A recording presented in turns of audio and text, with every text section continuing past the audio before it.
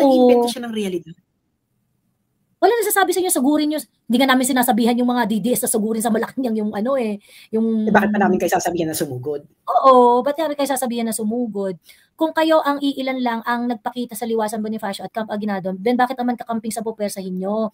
Magpakita muna kayo ng pwersa bago kayo manisi ng iba. Baliw ka, hindi namin kailangan magpakita ng puwersa dahil ang tunay na resulta ng puwersa ay tuwing eleksyon. Oo. Andun ang puwersa ng Duterte. Ilang beses na kayo natalo? 2016, 2019, 2022, 2025 kung hindi pa nakipaghimod-himod yung dalawa ninyong kandidato sa INC pagkatapos ninyong baboy-baboyin yung INC dahil sa rally nila against sa impeachment ni Sara, hindi pa mananalo yung politiko ninyo. Bakit kami ang kailangan magmukhang kawawa? Kayo yung ilang beses natalo. True. Hindi lang kayo ilang beses natalo, nilunok nyo pa yung prinsipyo nyo para kay Marcos. Actually, over 30 years ninyong sinasabi. 39 years. Ha? 39 years. Magbe-middle age na yung kanilang paniniwalang anti-Marcos. Oo, tapos biglang ngayon, pinaka-corrupt na budget sa history ng Pilipinas, himod puwet kayo kay Marcos?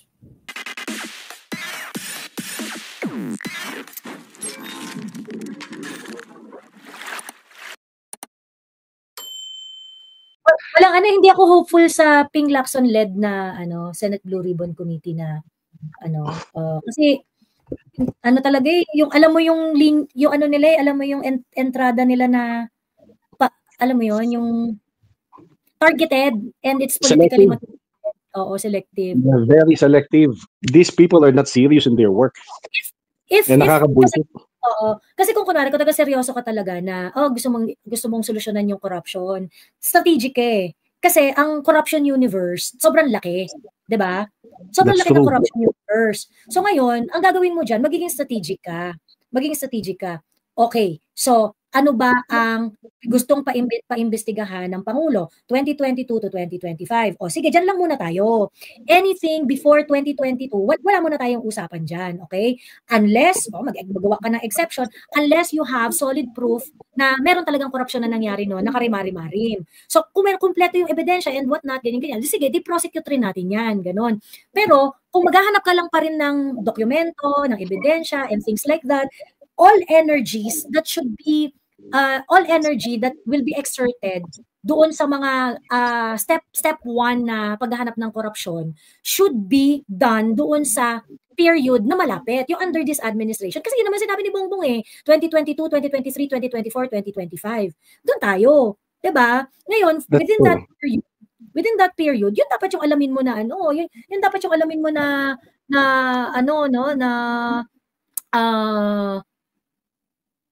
mga involved sa korupsyon, 'di ba? Yun muna yung dapat na kino-consider mo kasi sa kanila na nga mismo sa kanila na mismo nanggaling like Magalong that they have found out na may mga district offices na nagsisira or binubura na yung mga ebidensya, right, 'di ba?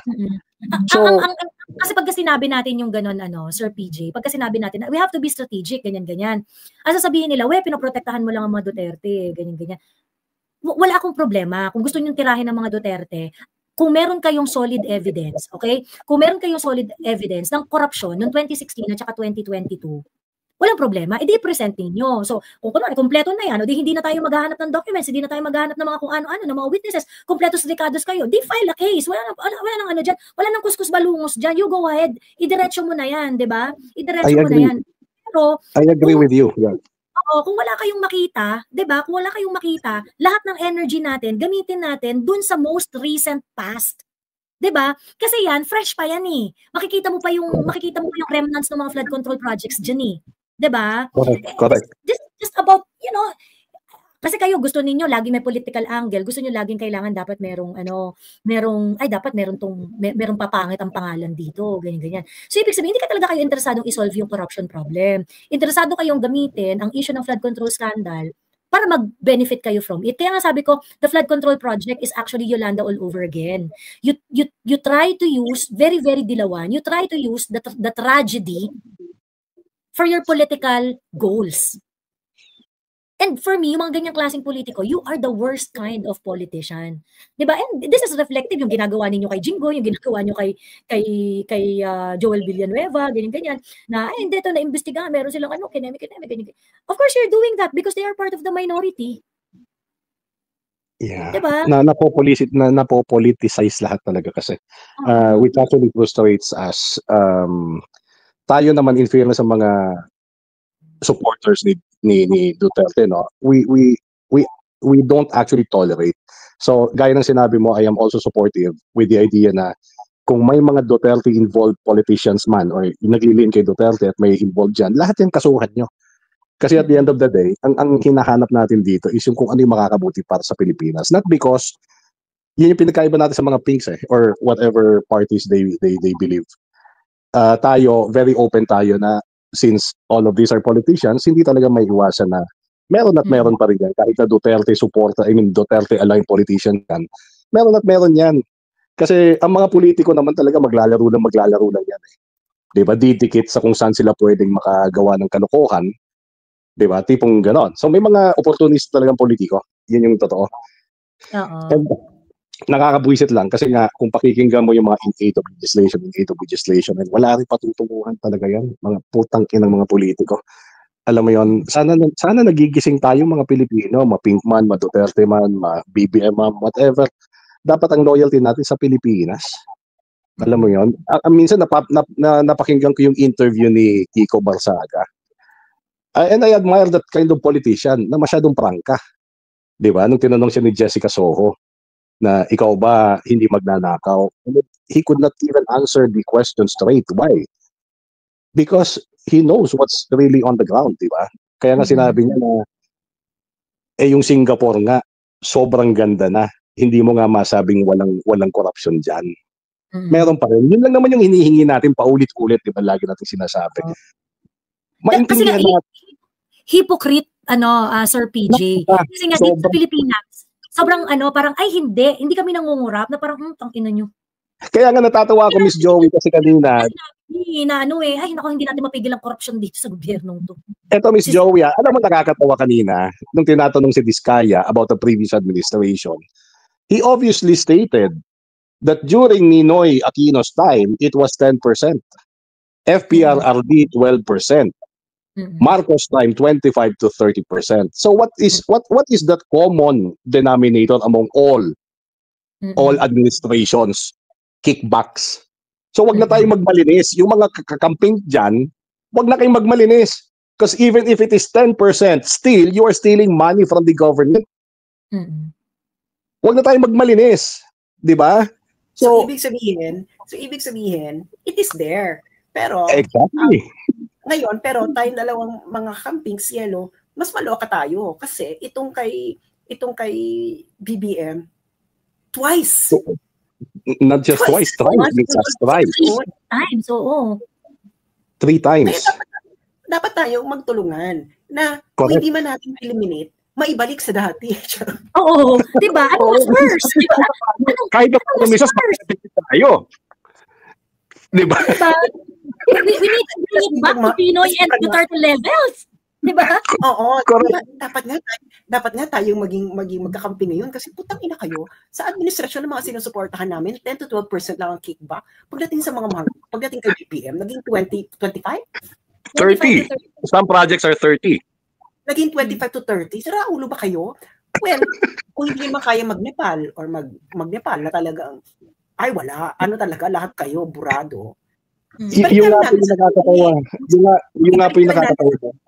Di ba, ibalik na lang natin sa dati na 10 to 12% lang. So magkampihan na tayo kasi walang malinis sa mga administrasyong sinuportahan natin. Wala, definitely.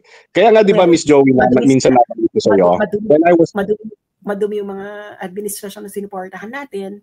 Pero nakita tayo na medyo tayo yung mga santo-santo pa tayo compared dito. So, kaya hindi namin maintindihan, bakit kayo nakikipag-alliance doon sa kumikickback ng 30%? Baka mag-isa kayo. Kaya ayaw niyong tanggalin kasi 30%. 30%. Correct. Nagbe-benefit kayo, di ba? Nagbe-benefit kayo dyan. Ayun. PJ, anything else? Mahaba ang pila natin? Yeah, actually, gusto ko lang ding ibigyan ng linaw yung mga pinapaliwanag sana kanina on how they are bloating the projects. Actually, totoo yung mga sinasabi doon eh. Actually, napag-usapan na natin sa mga previous live na si contractor din yung isang umakyat rin na contractor. Siya rin yung tugma yung mga percentage na sinabi niya dito sa dito sa mga percentage na. Ang nakakakuan lang Miss Joey kasi alam mo ako kaya mo namang gawing tama yung proyekto eh. Kasi as I've told you, I used to work in the government before and I am actually familiar with how this program of works are being prepared. Pwede mo namang hindi na nakawan yan eh. Pwede naman talaga na hindi mo na nakawan. Okay. Ang nagiging problema lang kasi, yung mga politiko, they are actually demanding so much. And pangalawa, may mga instances din yung contractor na nagiging greedy. They want to maximize everything. You know, they are taking the opportunity na kumita sila ng sobra-sobra. And yung nakakalungkot lang kasi talaga. Kasi kung titignan mo yung indicative prices na ginagawa ng gobyerno as basis on how you're going to prepare POW or Program of Works, it's actually sobra-sobra na. And that actually includes SOPs. Ang hindi lang kasi maganda sa mga contractors na to, I mean sa mga congressmen for instance, hindi nila tinitingnan yung kung sino nga ba yung mga contractors na pwedeng mag-implement ng proyekto ng tama at maganda. So, sana yun na lang eh, kahit na yun na lang yung bawasan eh. Like, okay, meron ka ng privilege to choose kung kanino mo ibibigay. Pumili ka na lang ng magandang, maayos gumawa. At saka kausapin mo ng maayos na, okay, pwede kong ibigay ito sa'yo. Pero pagdating sa quality, diretsahan tayo na walang substandard. Diba? Sana ganun na lang. Kasi grabe, nababaon pero tayo. Pero ang problem kasi doon, PJ, pagka kunwari, alam mo yun, parang, sige, kickback kayo, pero gawin ninyo ng maayos yung trabaho ninyo. It still leaves space doon sa it still leaves space doon sa discretion nila na, alam mo yun, yung parang you do not know when they are going to, you give them your hands, they will take a limb. Alam mo yun? Hindi, nasanay na kasi sila. Kasi nga, again, uulitin ko, hindi naman first time to eh. May Janet Napoles kami. Nung araw pa nga, Miss Joey, di ba sinabi ko sa'yo na like, yung ghost projects na yan, that was, I guess, 1999. Who was the president during the time? 1998. Who was the president during the time? Ghost projects are already existing. Were already existing. Substandard projects were already there. Hindi yan bago.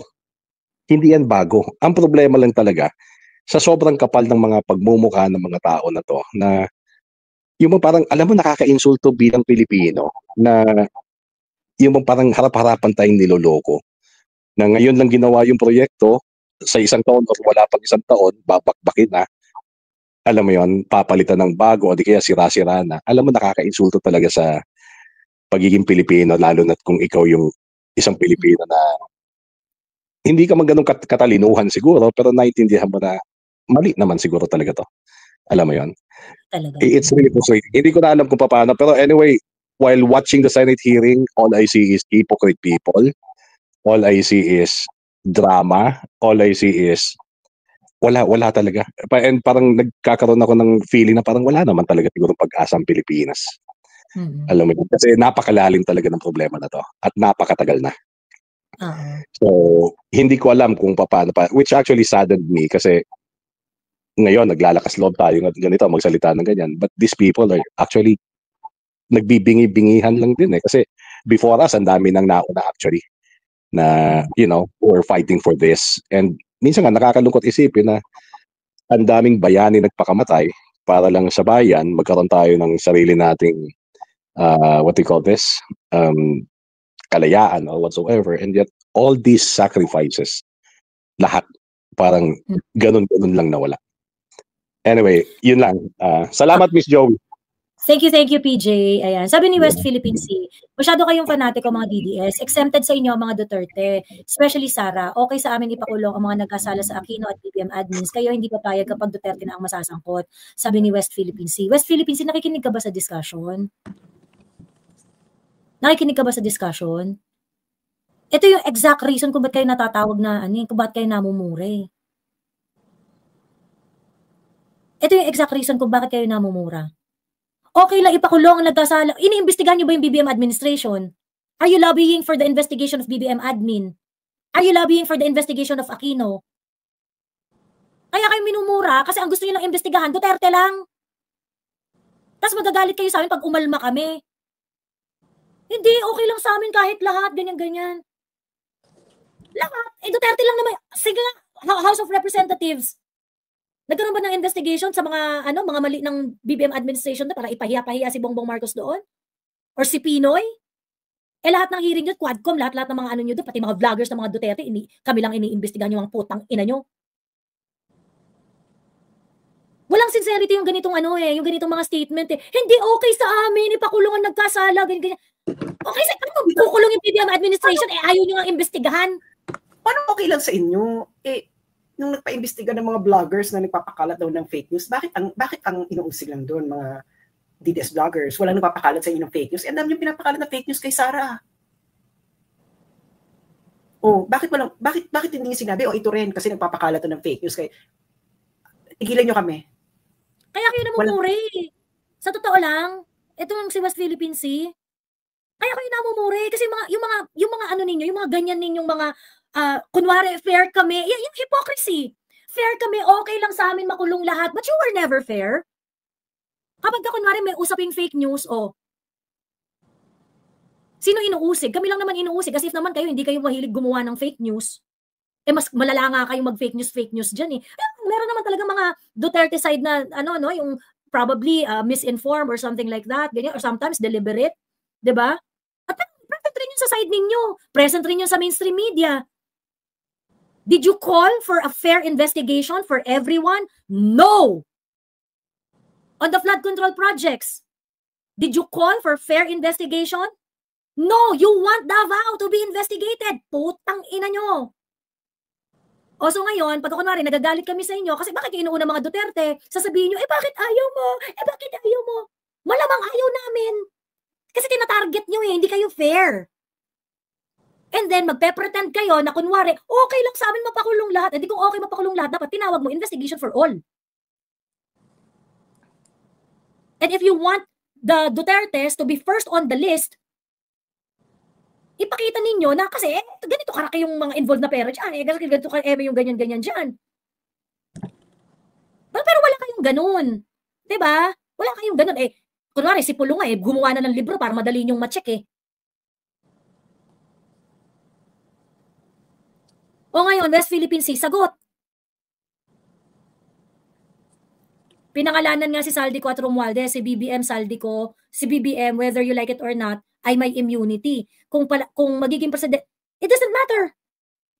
Lahat nung nandun sa kanyang paligid. Yung mga nandun sa, nandun sa DPWH. It doesn't matter.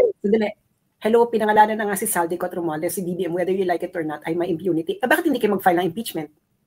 Di ba nag-file nga kayo ng impeachment? Doon lang sa sa Mary Grace Piatos? Bakit hindi nyo ipa-impeach? Di ba okay lang sa iyo WPS? Maniniwala kami okay lang sa inyo kung kayo mismo ang magpapa-impeach. Correct. Walang Saldico. Sabi pinangalanan na nga si Saldico. Ano naman ngayon kung pinangalanan? Matagal na namin pinangalanan si Saldico. Matagal na namin pinangalanan. Hello din.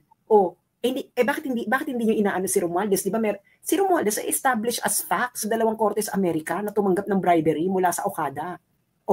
Yun ay fact na, fact FACT. At ito ay neutral. Alam namang DDS yung korte sa New York at Delaware. May narinig ba kami sa inyo? Okay lang.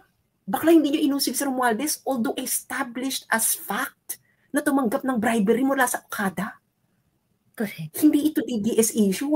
It is established as fact by 2 judges sa US. Bakit hindi kinagalit? Fact na yun Kaya hindi kami naniniwala sa inyo. Mga siraulo kayo. Una-una, hindi mo maipakita yung mukha mo.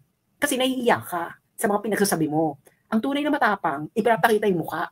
Pag WWPS, akala mo naman pag nagkagera, mauuna siya sa linya. Hindi mo nga magkakita yung mukha mo sa Facebook. Ulul, supot. True. Ayan. So, yun yung problema ninyo. Immune si BBM, MMM.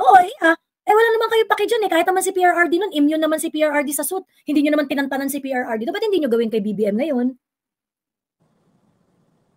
Diba? Ba't hindi nyo gawin kay BBM ngayon? In fact, you're not even calling out BBM, who is the primary enabler of the flood control project scandal. Ayaw nyo ngang itumbe.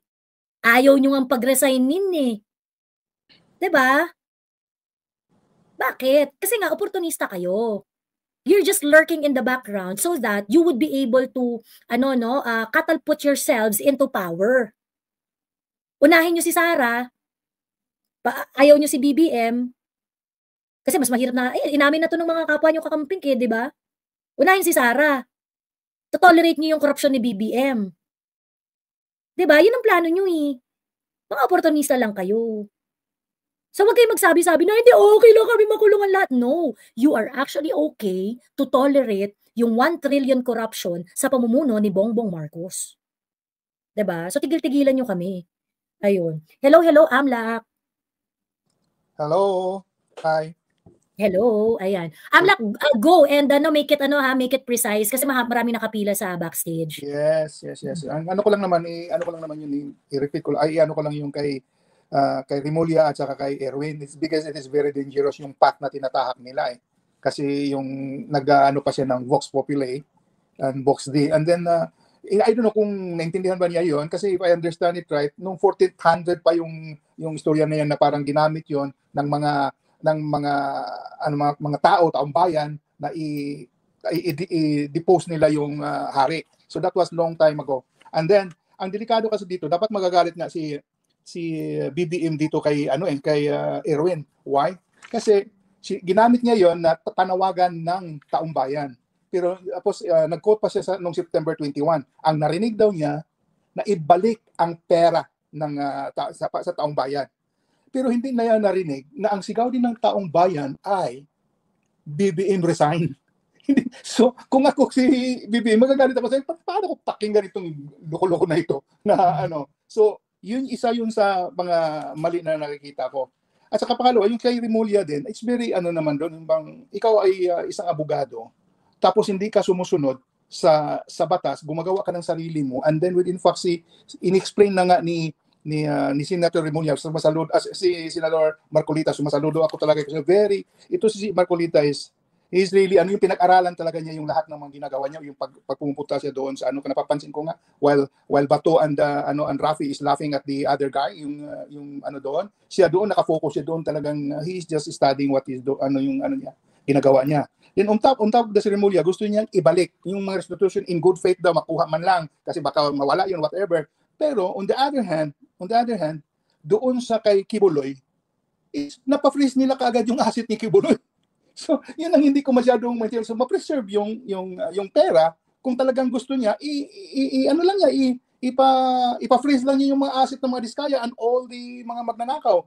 Katulad sa ginawa nila kay Engineer Bryce, di ba? Na-freeze din yun. So, nagkukontract. Actually, nauna nang na-freeze yung asset ng mga Diskayas.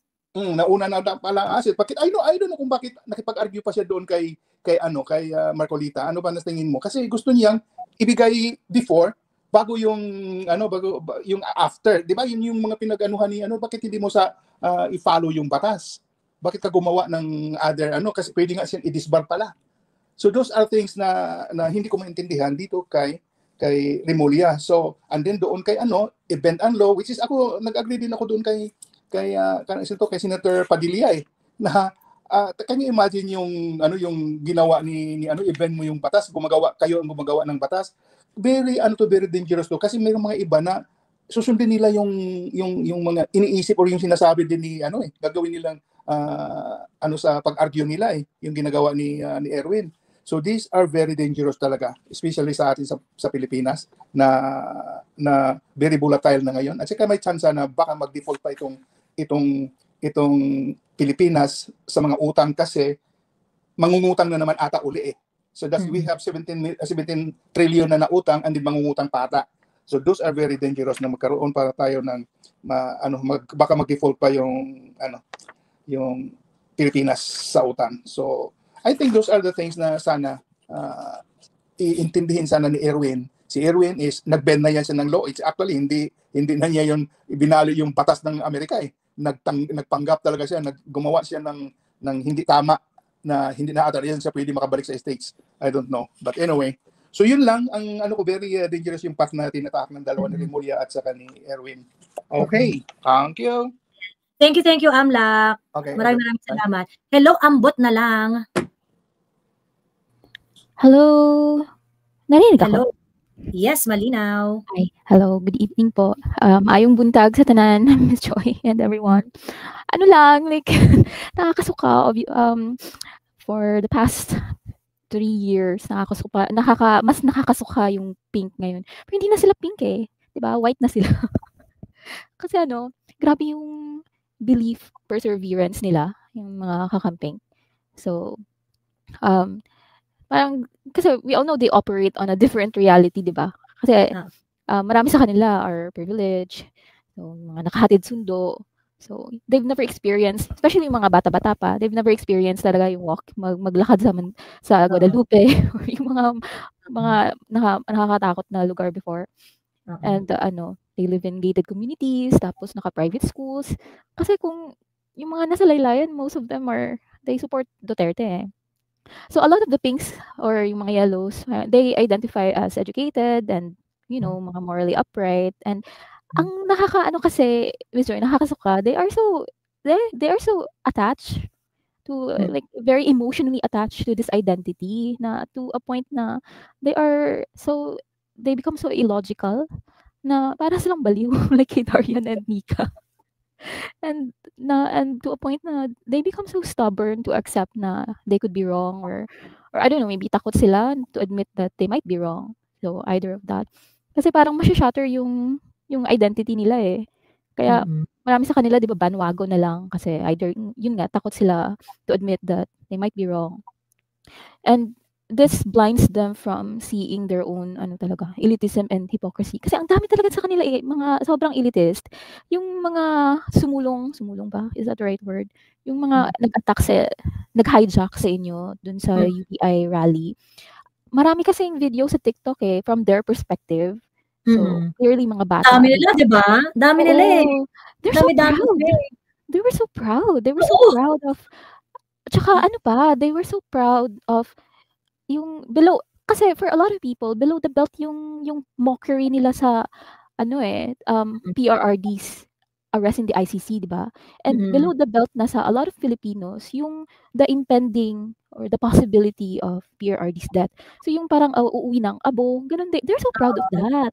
They were so proud. So parang kadiri eh. Kasi you identify as morally upright, tapos ganun kayo. Parang, decente yan ah. So, and kasi they were made to believe that PRRD is the evil incarnate, di ba? Kasi sabi ng Rappler and Maria Ressa and yung the way they bash Shuvi, na parang nakakahiya ka pag pinagtanggol mo pa yung mamamatay tao, yung mga ganon.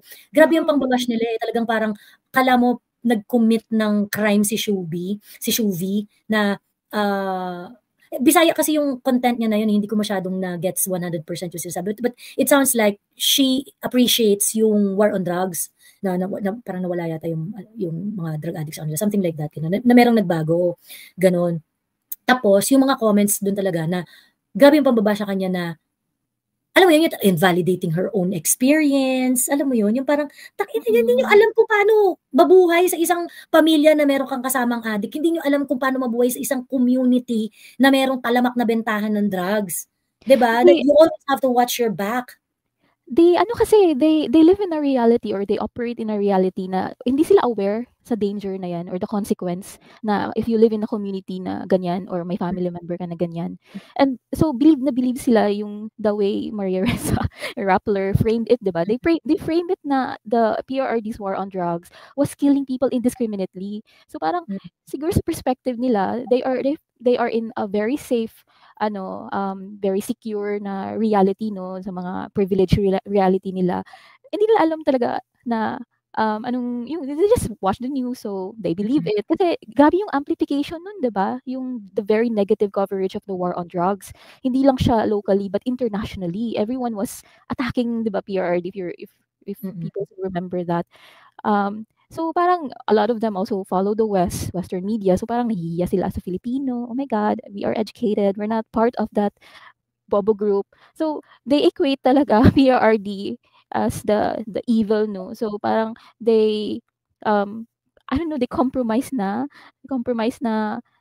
Marcos is the lesser evil, and parang because of that belief talaga, they justify discriminating mga Duterte followers. And then, so they call us bobo, mga ganun, or salo sa lipunan, mga ganun, that they don't even realize na they are acting like fascist, di ba? Yung mga dictator. Kasi they suppress our freedom of speech.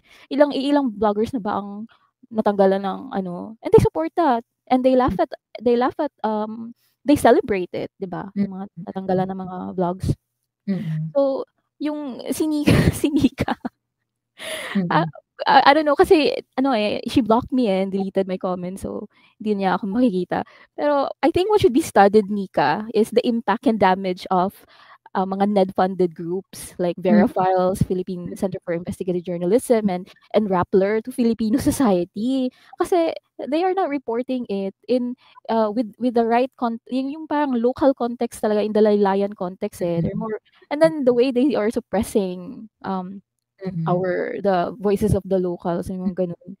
So yun, ang difference kasi ng mga Duterte supporters is that first, we never claim na perfecto tayo. PRRD never claim na perfect siya. We never claim na morally superior tayo. Majority lang na talaga ng mga Duterte supporters are just very practical. And that's why we can support Guanzon, 'di ba? Even though pink siya. Kasi we see people for how sound their opinions are, or yung kung rational ba sila. Yung iba kasi talaga wala, like sa Twitter, kasi maraming pink sa Twitter. Kaloka talaga. Like, to a level of talaga, parang, oh my God, what's happening to them? Na hindi pa rin talaga sila tapos sa confidential funds, yung ganun. At saka hindi pa sila tapos na sa eleksyon. Kagaya nito ni West Philippine Sea. Pambihira kayo mga DDS, kayo naghalal kay BBM at hindi ang kakampings. Tapos galit na galit kayo kung bakit ayaw sumuod sa Malacanang. Walang nagsasabi sa inyo na sugurin nyo sa Malacanang. Wala pa tayo doon. Walang nagsasabi sa inyo sugurin siya sa Malacanang. Kasi sabi dito, kayo, ordinary. Nag-iimbento ng realidad? Bakit nag-iimbento siya ng realidad? Wala nagsasabi sa inyo sugurin nyo. Hindi nga namin sinasabihan yung mga DDS na sugurin sa Malacanang yung yung... Bakit pa namin kayo sasabihan na sumugod? Oo, ba't namin kayo sasabihan na sumugod? Kung kayo ang iilan lang ang nagpakita sa Liwasan Bonifacio at Camp Aguinaldo, then bakit naman kakamping sa pupersahin nyo? Magpakita muna kayo ng pwersa bago kayo manisi ng iba. Baliw ka, hindi namin kailangan magpakita ng puwersa dahil ang tunay na resulta ng puwersa ay tuwing eleksyon. Correct, oo. Andun ang puwersa ng Duterte. Ilang beses na kayo natalo? 2016, 2019, 2022, 2025 kung hindi pa nakipaghimod-himod yung dalawa ninyong kandidato sa INC pagkatapos ninyong baboy-baboyin yung INC dahil sa rally nila against sa impeachment ni Sara, hindi pa mananalo yung politiko ninyo. Bakit kami ang kailangan magmukhang kawawa? Kayo yung ilang beses natalo. True. Hindi lang kayo ilang beses natalo, nilunok nyo pa yung prinsipyo nyo para kay Marcos. Actually, over 30 years ninyong sinasabi. 39 years. Ha? 39 years. Magme-middle age na yung kanilang paniniwalang anti-Marcos. Oo, tapos biglang ngayon, pinaka-corrupt na budget sa history ng Pilipinas. Himod puwet kayo kay Marcos. Kayo ang nakakaawa. Kasi kami, binoto namin siya, pero nakita namin sumisemplang na siya, ano bang ginawa namin? Sinusuportahan pa rin ba namin? Hindi na. Kayo ang pumalit na sumusuporta kay Marcos. Sa ilalim niya naganap ang pinaka-corrupt na budget sa history ng Pilipinas. Hindi ba mas nakakahawa kayo? Oo. Actually, ang hinihingi sa inyo, hindi mo kasi, makinig ka mabuti WPS, ang hinihingi sa inyo ay consistency. Di ba galit na galit kayo kay Inday kasi sinasabi nyo, involve ang public funds at gusto nyo malaman kung paano ginastos ni Inday ang kanyang confidential fund. So, it seems to me that you are so perfectionist at talagang gusto ninyong malaman kung nagagastos ang public fund ng tama. Ang hinihingi namin sa inyo ay consistency, na dapat yung energy na binuhos nyo kay Inday ay times how much? Kasi trillions yung involved dito sa galit kay BBM. Pero hindi kayo nagagalit. Kay Inday, galit kayo sa 125. Pero kay BBM, trillions, hindi kayo galit. So, ang hinihingi sa inyo, hindi kayo hinihingi mag-aklas, tanga. Pwede naman naisip na sinabi sa inyo mag-aaklas kayo. Ang sinasabi, ang hinihingi sa inyo, consistency. Consistency ang hinihingi sa inyo. Yun yung hindi nyo maibigay kasi nga wala kayong prinsipyo, hypocrite kayo. Ang target nyo lang talaga, kasi nga at the end of the day, hindi mo talaga kayo makabansa, anti-Duterte lang kayo. Yun. Okay? Nagets mo na WPS? So huwag ka mag-arty-arty dyan, kayo naman ang bumoto dyan. Kami ang bumoto. Kaya nga, nirereklamo namin ng bonggang-bonggay kasi hindi natupad yung pangako sa amin eh. That means consistent kami. Binoto namin because of certain expectations. Our expectations were not met. So that is why galit kami. Ngayon, nagtataka kami sa inyo kasi galit kayo kay Inday dun sa confidential funds niya dahil sabi niyo, public fund, ganyan-ganyan, dapat protektahan ang bawat piso, kineme-kineme, ganyan-ganyan. Pero hindi kayo galit kay Bongbong Marcos and in fact, gusto niyo pang bigyan ng 6 months to investigate the person who approved the ₱1 trillion na flood control project. Nagets mo, WPS? Nagets mo, WP? Makinig ka kasi ng mabuti para hindi ka tatanga-tanga mag-respond. Tapos huwag kang gagawa ng kung ano-ano mga realities mo, okay? Ayun. Anyway, si Haya, meron ka pang gustong sabihin para makamove na tayo kay Tinkerbell? My last note lang na like, ang daming bigger, I'm not saying na hindi big issues yung mga nasa millions lang, pero may mas marami kasing bigger issues yung Pinas eh, like our geopolitical issues or entanglement, tsaka yung MOEs, yung mga nilabas ng Duterte po, mga Duterte vloggers or Duterte-leaning vloggers, which are in the billions. Tapos parang the mga pinks or white na ba sila ngayon, they are parang nagpapa-victim sila na they are the ones being attacked by the Duterte or by the DDS, na kayo yung attack ng DDS eh. Naka-focus yung mga DDS sa mga issues ng bansa, kayo focus kayo sa mga DDS and kay VP Sara. So ano ba talaga yung priority nyo? Yan lang naman yung criticism namin sa mga pinks eh, yung hypocrisy nyo at saka yung lack of consistency. Kaya sa totoo lang, if we cannot talk, if the Duterte supporters and the yellow and pinks cannot talk, cannot have a dialogue, political obliteration is going to be the name of the game. Wala na talagang dialogue, no, Miss Joy? Walang dialogue. Hindi talaga nag-uusap-usap eh. Kasi nga, dahil sa mga kaipokritahan ninyo. Ngayon, talagang direction talaga natin dito is political obliteration. Mauna, bura-bura tayo dito. Diba? Ganun nga yung ginagawa nyo sa amin eh. Diba? Tinatry nyo kaming burahin. Kaya nga diba, instead of engaging with us, instead of talking to us, what you do is you ruin our credibility. Suppression, ganun. Diba? Pasis talaga niya. Pinapublicly embarrass nyo kami, ganyan-ganyan. Ganun yung ginagawa nyo sa amin. Tsaka Miss Joy, yung mockery nila kay PRRD na uwi ng abo, ganun. Parang, I just wanna say na kung may mga pinks dyan, or whites, you really do not realize, no, na if PRRD dies in The Hague, na without being convicted, without being proven guilty, he will die as a hero for millions of Filipinos, and that would ensure talaga VP Sara's win. So parang, sige, mock nyo lang dyan. I mean, it's sad. It's a sad possibility. Pero parang ang tanga talaga nila. No? Parang hindi pa kayo nag-iisip. Like, seriously. Yun lang po, Ms. Joy. Good evening and good morning sa tanan. Bye. Salamat si Haya. Thank you very much. Ayan. Hello, Tinkerbell. Hello po. Gumagana bang microphone? Hello po. Ako po, I'll go straight to the point. But before anything else, thank you again po sa opportunity. Always grateful for always being here. Nakakahiya kasi nalilito na sila kung ano yung dapat legal at lawful nilang sabihin. Lalong-lalo na in public. Senate hearing and in the halls of the plenary at that. Kanina si Remulla, ang yabang niya. As in. Tapos si Lacson din nung kinall out siya ni Marcoleta, parang na-insulto. Nafe-feel ko kanina minamab si Marcoleta ng mga katabi niya. Oo. Yung mga tinginan nila Bam Aquino. Tapos may parang hindi nila kaya si Marcoleta. Correct. Hindi nila kaya si Correct. Education tsaka yung yung tamang pag-ugali. hindi niya siya matatalo basta-basta.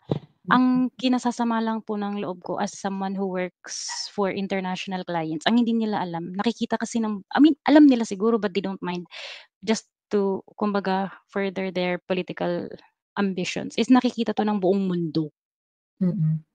Yung kahihiyan na ginagawa ninyo, hindi yan naka-confine lang sa Pilipinas. Nakikita yan ng mga diplomats, nakikita yan ng mga investors, nakikita yan ng buong mundo. Napaka-imposibleng hindi yan na-o-observe at kung meron man kayong kalaban, geopolitics whatsoever, don't you realize that this is being used against us? They're seeing our weakness right into their very eyes. Ganito lang pala dito sa Pilipinas. Abante, example, hindi na niya na-discriminate yung kung ano yung legal at ano yung realidad siya. Pero hindi yun legal na ikaw ay nagme-meddle sa mga contractors ng DPWH. Oh my goodness, nakakahiya. Nakakahiya po kayo. Kaya hindi sila magtataka kung bakit kayang-kayang magawa ni Romualdez yun sa Okada. Kasi sinasabi ninyo in public, in a hearing, na oo, ginagawa niyong legal yung mga illegal. Nakakahiya po para sa mga Pilipino din na nagtatrabaho overseas. Kaya minsan, hindi mo rin masisisi yung ibang kliyente or ibang foreign employers na hindi nila mataas-taas yung rates ng Pilipino compared to other nationalities. Kasi dito pa lang sa Pilipinas, pinuputang-ina na tayo ng gobyerno. Anong klaseng protection ang kayang ibigay ng gobyerno sa atin? Dito pa lang, hindi na nga nila tayo kayang ipagtanggol. Harap-harapan tayong binababoy, binabalasubas. Tapos, nag-expect tayo ng magandang treatment sa international na clients, international na employers. Nakaka-apekto tong mga ganitong issue na hindi nila talaga. Mamumupon na ako sa pangalawa kong point, sa mga pinks. Oo, magaling po silang mag-organize. Pero, hindi naman sila makakonvert ng vote. Kaya hindi rin ako masyadong convinced din sa mga eme nila. Ang bago pa nilang strategy ngayon, kung napapansin ninyo, nag-neutralize kunwari sila ng stance, tapos sila yung nagpo-push ng dapat walang kulay, eme. Pero lumalabas din naman. Yung Luneta, dudang-duda na ako. Walang kulay para makalure. Diba? Kinukuha nila yung reasonable. Na meron na naman daw nakalabas na NPA at saka leftist activists. Yung yung parang, di ba mahilig sila dun sa yung mga tipong amnesty ba yan? Hindi, yung mga nakakulong, kunwari yung mga NPA na nahuli sa certain na lugar, tapos tawagin nila na, for example, political prisoners. Yung Tarlac, kunwari mga ganyan, yung mga tipong Bulacan 4, yung mga ganun. So ibig sabihin yun yung mga apat na mga tibak na nahuli na inaresto, ganun. Tapos parang merong nahuli na parang basta pangalan ng lugar, tapos 6 na individuals. Nakulong sila, 7 years na silang nakakulong, and then finally they were released. Day after ng September 21. Congratulations. That's a reward. Yes. It looks like a reward. Perfect. Thank you sa pag-organize ng rallies, Na walang Marcos resign, di ba? True. Ayun. Actually, ginawa na nilang sakit yan na ma-hijack. Kasi, hindi ko sure kung sasabihin ko saan ako physically located, pero sabihin na lang natin na in the same island where Romualdez is living.